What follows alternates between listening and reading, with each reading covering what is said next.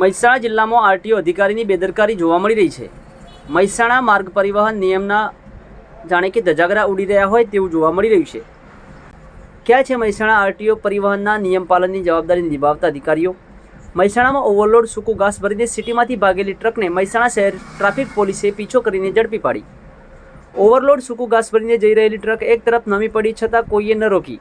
રાધનપુર 4 રસ્તા પાસે ટ્રાફિક પોલીસને ટ્રકને રોકવાનો પ્રયાસ કરતા ટ્રક ચાલક ભાગ્યો હતો। શહેર ટ્રાફિક પોલીસના 2 કર્મચારીઓએ 3 કિલોમીટર પીછો કરી ટ્રકને રોકાવી।